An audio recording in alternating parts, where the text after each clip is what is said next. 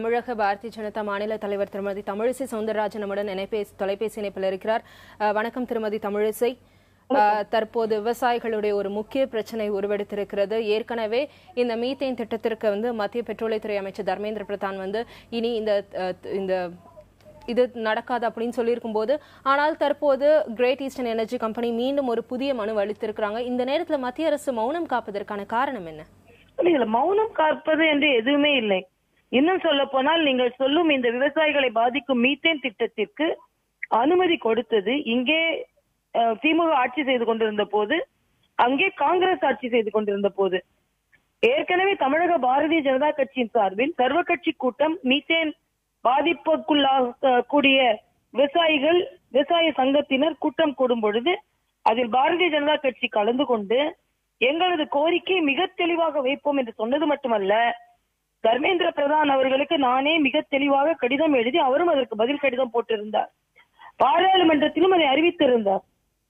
ஒரு நிறுவனம் மறுபடியும் எங்களுக்கு தாருங்கள் என்று அவர்கள் கேட்டிருக்கிறார்களே தவிர, அதற்கு உண்மையிலே அனுமதி வழங்கப்பட்டதா, அதற்கு என்ன பதில் என்று ஒன்றுமே தெரியாத நிலையில், அதன் நடைமுறை பற்றி முழுவதுமாக தெரியாத நிலையில் ஏதோ மத்திய அரசு மௌனம் காக்கிறது என்றெல்லாம் சொல்வது தவறான பிரச்சாரம். மத்திய அரசு நல்லது செய்வதை முதலில் எல்லோரும் ஒத்துக்கொள்ள வேண்டும். உதாரணத்திற்கு சொல்ல வேண்டும் என்றால், முல்லை பெரியார் அணையிலும் அப்படித்தான். மத்திய அரசு அனுமதி கொடுத்து விட்டது, சுற்றுச்சூழல் அனுமதி கொடுத்து விட்டது என்று சொன்னார்கள்.